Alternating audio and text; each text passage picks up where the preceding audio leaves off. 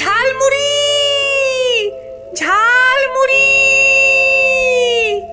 ঝালমুড়ি লাগবে গো। আলু কাটা, চানাচুর, সর্ষে তেল দিয়ে গরম গরম ঝালমুড়ি দেবো মাখিয়ে। ঝালমুড়ি নেবে গো, ঝালমুড়ি। কেউ এই গরিব বুড়ির থেকে একটু ঝালমুড়ি নাও গো। ধাক্কা মারা গ্রামে রাতে যখনই অন্ধকার নেমে আসতো, তখন এক ভুতুড়ে ঝালমুড়িওয়ালার ঘন্টির আওয়াজ শোনা যেত। ছোট ছোট বাচ্চারা যেই ডাইনির ঝালমুড়ি খেত, সেই তারা ওই ডাইনির বশে চলে আসতো। তার তখন কোনো জ্ঞান থাকতো না যে সে কোথায় যাচ্ছে। সে শুধু মন্ত্রমুগ্ধের মতো সেই ডাইনির ঘন্টির আওয়াজকে অনুসরণ করে যেত। এই ডাইনি কোথার থেকে যে আসতো তা কেউ জানতো না। সে থাকতো পাহাড়ের চূড়ায় একটি ছোট্ট কুঁড়ে ঘরে। সেই কুঁড়ে ঘরের ভেতরে তার বিশাল বড় একটা জাদুর কড়াই ছিল, যেটাতে বিভিন্ন মশলা দিয়ে মন্ত্র পড়তে পড়তে সে তার ভুতুড়ে ঝালমুড়ি বানাতো।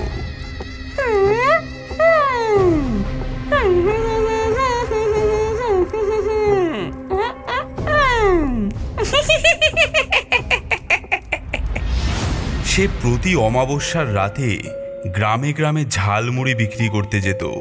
আর যেই বাচ্চারা তার ঝালমুড়ি খেত, সেই ওই ডাইনির জাদুর বশে চলে আসতো। তারা মন্ত্রমুগ্ধের মতো ডাইনির পেছন পেছন গিয়ে পাহাড়ের চূড়ায় সেই কুঁড়ে ঘরে আসতো। আর সেখানে আসলেই ডাইনি তাদেরকে বড় বড় খাঁচায় বন্দি করে রাখতো।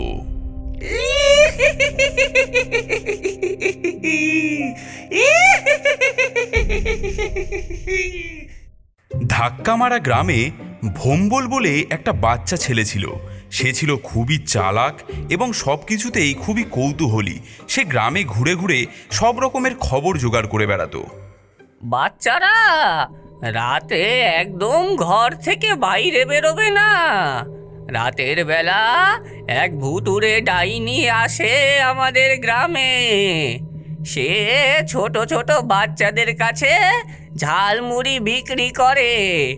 যেই তার ঝালমুড়ি খায় সে আর ফিরে আসে না। এ ভম্বল, ওই ডাইনির ঝালমুড়ি খেতে কেমন রে? আরে আমি কি কোনোদিনও খেয়েছি নাকি? আমার মাও বলছিল ওই ভুতুড়ে ডাইনির কথা। ওই ভুতুড়ে ঝালমুড়িওয়ালার ঝালমুড়িতে কি এমন আছে যা খেলে বাচ্চারা আর ফিরে আসে না? আর ওই ডাইনি বুড়ি আসেই বা কোথা থেকে? চ, আজ রাতেই আমরা খুঁজে বার করব। সেদিন রাত হলেই ভম্বল তার বন্ধুদের সাথে রাস্তার ধারে খেলতে থাকে, কারণ তারা জানে ডাইনি গেলে এই পথ ধরেই যাবে। হয়ও ঠিক তেমন। একটু পরেই ডাইনির ঘন্টির আওয়াজ শোনা যায়। ঝালমুড়ি, ঝালমুড়ি, গরম গরম ঝালমুড়ি নেবে গো। দূরে রাস্তার ধারে বাচ্চাদেরকে খেলতে দেখে ডাইনির তো মনে মনে খুব আনন্দ হয়। 1 2 3 তার দিনা দিন দিন খাইয়ে ঝালমুড়ি করবো বাচ্চা চুরি। গরম গরম ঝালমুড়ি কে খেতে চাও? মাত্র 1 টাকা, 1 টাকা, 1 টাকা। আমি খাবো ঝালমুড়ি। আমি খাবো। আগে টাকা দাও, 1 টাকা দাও আগে। টাকা কামাই ও বাচ্চা চুরি দুটোই ভালোই চলছে আমার। রথ দেখা ও কলা বেচা দুটোই হচ্ছে। ভম্বল ও তার বন্ধুরা সবাই ঝালমুড়ি কিনল। এই ছোট ছোট বোকা বাচ্চারা জানে না, একবার যদি তারা এই ঝালমুড়ি খায় তাহলে তারা আর তাদের বাবা মার কাছে ফিরে যেতে পারবে না। তারা হয়ে যাবে আমার গোলাম। নাও, এবার তোমরা তাড়াতাড়ি ঝালমুড়িগুলো খেয়ে নাও। দেখি তো কে আগে খেতে পারে। ডাইনি তার লোলুব্ধ চোখে সেই সব বাচ্চাদের দিকে তাকিয়ে থাকে। ভোম্বল ও তার বন্ধুরা তো জানে এই ঝালমুড়ি খেলে তারাও ডাইনির বশে চলে আসবে, তাই তারা ঝালমুড়ি খাওয়ার অভিনয় করতে থাকে। তাদের ঝালমুড়ি খাওয়া দেখে ডাইনির তো মনে আর আনন্দ ধরে না।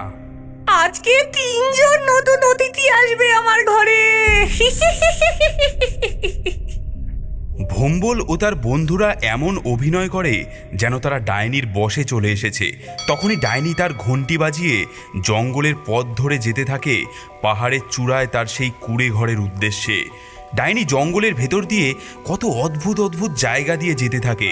অভিনয় করে চলা ভোম্বল ও তার বন্ধুরা জানতই না যে এই জঙ্গলের মধ্যে এমনও জায়গা থাকতে পারে।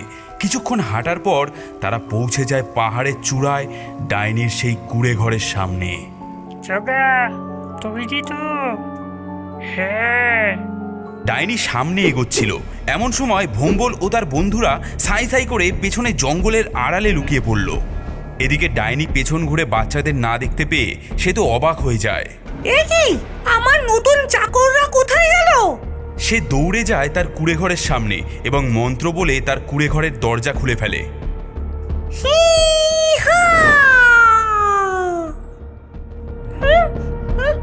কোথায় কোথায় গেল শয়তানগুলো?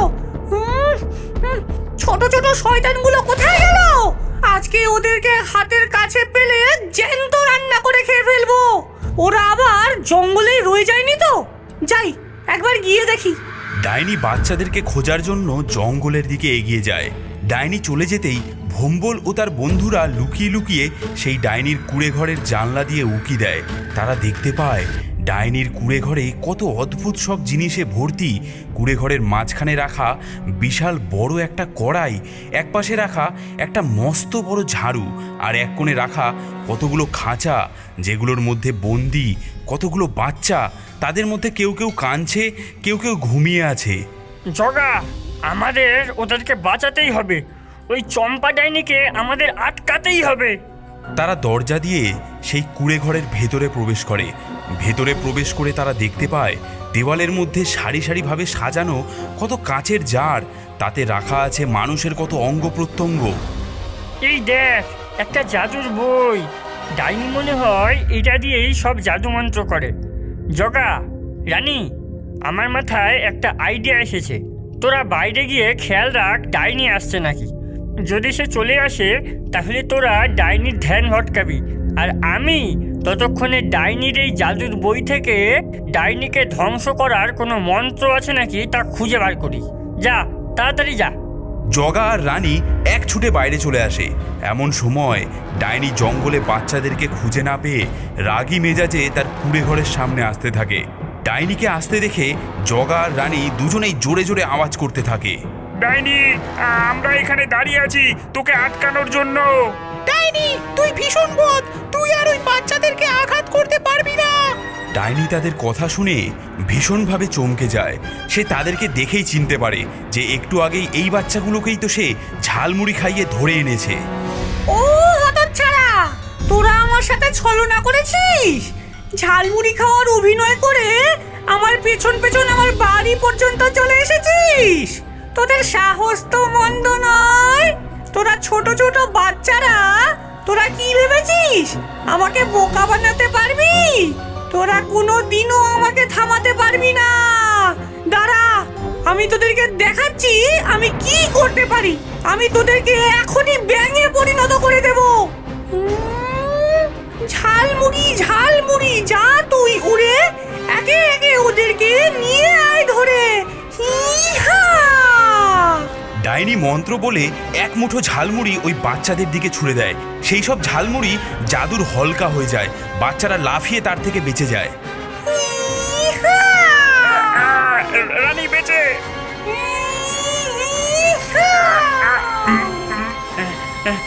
রানী, ভোম্বলের এত দেরি হচ্ছে কেন? আমরা বেশিক্ষণ এই শক্তিশালী ডাইনিকে আটকে রাখতে পারবো না মনে হচ্ছে। কোথায় কোথায় কোথায় ডাইনিকে ধ্বংস করার মন্ত্রটা কোথায়? এই তো পেয়েছি। মানুষ খায় আলু ভাজা, ভূতে খায় ব্যাং ভাজা। কোথায় আছিস ভূতের রাজা? এই ডাইনির তুই 12টা বাজা। এমন সময় আকাশ থেকে একটা উজ্জ্বল আলো এসে ডাইনির গায়ে লাগে। ডাইনি যন্ত্রণায় ছটফট করতে থাকে। ওরে বাবা রে, গেলুম রে, চলে গেল, পুড়ে গেল। এটা তুই কি করলি? আমার সব মন্ত্র ভেঙে দিলি, আমার সব প্ল্যান তুই ভেস্তে দিলি। চলে গেলাম, পুড়ে গেলাম। এদিকে ডাইনির সেই কড়াই থেকে অনেক ধোঁয়া ও বুদবুদ বেরোতে লাগলো। যে সকল শিশুরা ঘুমিয়েছিল তারা জেগে উঠে আস্তে আস্তে খাঁচা থেকে বেরিয়ে আসতে লাগলো। জগা, রানী, আমরা পেরেছি, আমরা ডাইনিকে আটকাতে পেরেছি। এখনো সময় আছে, চাচা, আপন প্রাণ বাঁচা, পালাই বাবা। হি হা। ডাইনি পালানোর জন্য দৌড়ে তার কুঁড়ে ঘরের দিকে এগিয়ে যায়, কিন্তু ততক্ষণে অনেক দেরি হয়ে গিয়েছিল। ডাইনির যে ঝালমুড়ি বানানোর কড়াইটার থেকে এতক্ষণ ধোঁয়া ও বুদবুদ উঠে চলছিল সেটা দমাস করে ফেটে যায়। সেই সঙ্গেই ডাইনি ও তার কুঁড়ে ঘর আকাশে উড়ে দূরে বিলীন হয়ে গেলাম যায়। রে,